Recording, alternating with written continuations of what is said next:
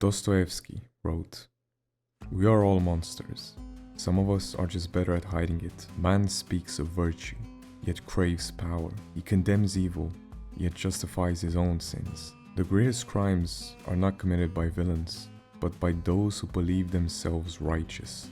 The line between good and evil does not run between nations or classes. It runs through every human heart. Do not trust the man who boasts of his goodness.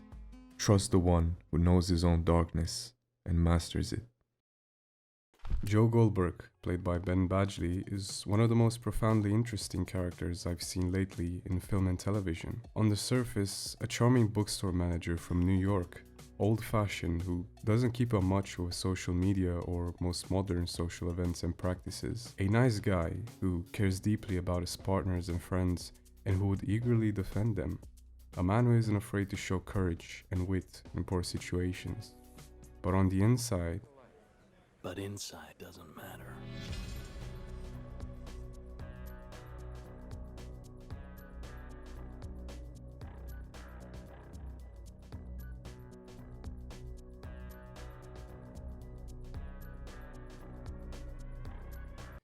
A peek behind the curtain, however, shows us that there's more to him than really meets the eye. It's not his past that makes him a disturbing figure, but rather his lack thereof a past or real identity. Joe Goldberg does not belong to any organization, group, political party, alumni group, or anything that really puts him out into the public. He has no associates, friends, family, or parents. The only real person in his life is Ivan Mooney, a former Soviet prison guard and the owner of the bookstore he manages. At the start of You Season 1, Joe Goldberg becomes instantly fixated on Guinevere Beck, an aspiring writer who visits his shop. From the moment she casually flirts with him, Joe interprets their interaction as fate, convincing himself that they are meant to be together. His obsession escalates quickly. Using the information he gathers, Joe begins manipulating circumstances to orchestrate chance encounters, making himself appear as the perfect man for her. He learns about her toxic, on-again, off-again relationship with Benji, a pretentious wealthy guy who treats her poorly, which only fuels Joe's belief that she needs him instead.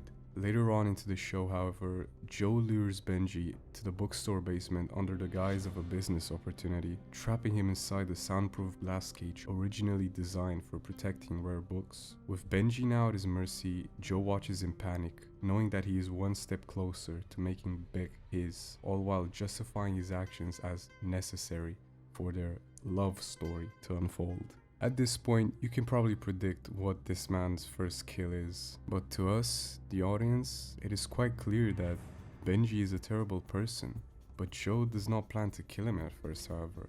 Instead, he puts him through a series of tests where he deducts pretty quickly that Benji has cheated on Beck, used her, peddled an unhealthy, terrible product to the masses, and his lack of empathy and intelligence seems to be denying any shot at redemption. But the straw that broke the camel's back was that Benji killed someone.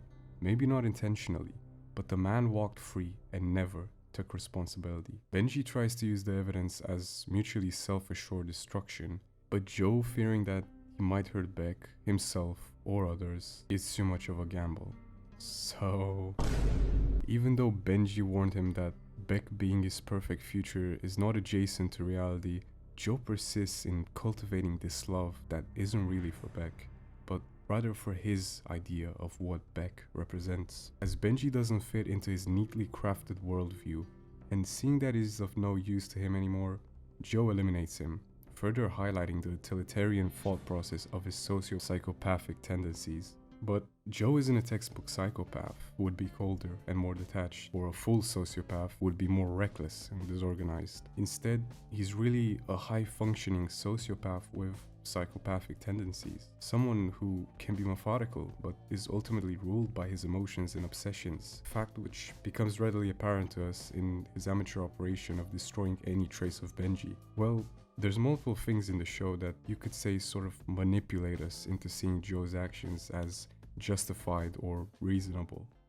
To truly understand Joe Goldberg, we need to examine his childhood, the foundation of his psychology. In classical psychoanalysis, Freud suggests that early childhood experiences play a crucial role in shaping an individual's psyche. Jung, on the other hand, introduces the concept of the shadow, the unconscious aspects of the personality that one represses, often including traits deemed unacceptable by society. Joe is a walking embodiment of both theories, shaped by trauma and repression, forever seeking an unattainable ideal of love while being blind to his own destructive tendencies. Joe's earliest years were defined by neglect and abuse. His mother, a woman trapped in an abusive relationship, was often distant, leaving Joe vulnerable to both physical and emotional harm. His father, an abusive figure, was ultimately killed by Joe himself in an act of desperate self-defense, an event that marked the beginning of his moral distortion. According to Freudian theory, this act likely created a deep-seated Oedipal complex. Joe, in trying to protect his mother, assumes the role of her protector,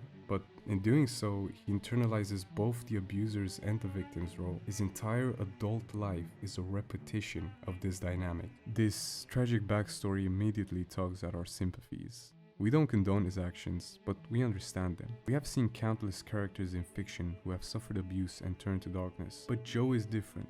He's articulate, self-aware, and disturbingly relatable. The way he frames his past trauma justifies his present actions in a way that allows us to rationalize them along with him. If Joe's biological father represented chaos and destruction, Ivan Mooney was a man who valued discipline, control, and the preservation of knowledge, qualities that heavily influenced Joe's approach to life. Mooney's glass cage, meant to preserve books from the outside world, became a twisted metaphor for Joe's own philosophy that love, like rare literature, must be protected, even if it means caging it. His relationship with Ivan Mooney allows us to see him as a victim of conditioning rather than an inherent monster, making it easier to forgive his actions. Freud's concept of the superego, the internalized moral code, was warped in Joe's case, as Mooney's teaching replaced genuine morality with cold rationalization. Joe's belief is rooted in a mix of Freudian repression and Jungian projection of the animal. His childhood trauma forced him to suppress his own fears of abandonment, instead externalizing them onto his love interests. He does not love Beck, or any woman who follows, but rather he loves the perfect, untainted version of her that exists only in his mind. The moment she deviates from that fantasy, she becomes a threat. Despite the horror of his actions, Joe remains a tragic figure. He desperately wants love and normalcy, yet his own warped psychology makes it impossible for him to ever achieve it. This inherent contradiction, his desire to be good versus his inability to be good, is what keeps us invested. One of the most interesting reasons for why we root for Joe Goldberg, despite his monstrous actions, is that he often feels like an underdog. Throughout You, Joe Goldberg embodies a paradox. He despises the privileged elite, yet constantly finds himself within their world. His hatred for the bourgeoisie class is a defining trait, yet he continually reinserts himself into their circles, whether it be Beck's wealthy literary crowd in the first season, Lovequin's elite Californian lifestyle in the second and third, or the academic aristocracy of London in the fourth season. His critique of these people is not entirely unjustified.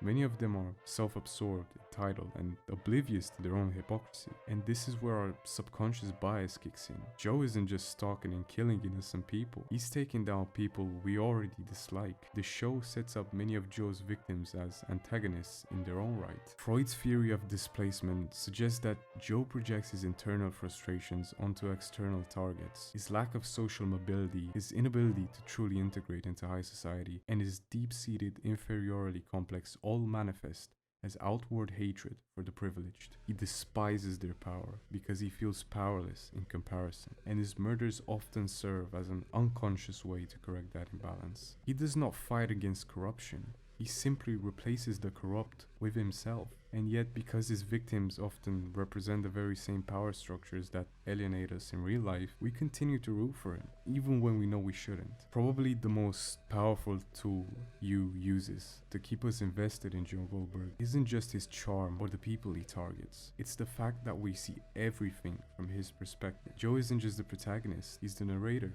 the lens through which we experience the entire story. His inner monologue, spoken directly to us, is both intimate and manipulative. This is where the psychological concept of cognitive dissonance comes into play. When we see Joe do something horrific, we should feel disgusted, but because we've already bought into his perspective, we experience a conflict. Joe is the character we're following, the one we spend time with, the one we've seen be vulnerable. If we reject him as a villain, we reject the entire emotional investment we've made. So instead, our brains try to reconcile the contradiction. Best example of this is in season 3, when Joe meets the real Love Quinn. For the first time, he encounters someone just like him, someone who kills out of obsession and self-righteousness. But instead of embracing her as his perfect match, recoils, and so do we. We've been so immersed in Joe's delusion that by the time love starts mirroring his actions, we find ourselves repulsed by her, even though she's no different from it. This is why we keep rooting for Joe Goldberg, because we don't want to admit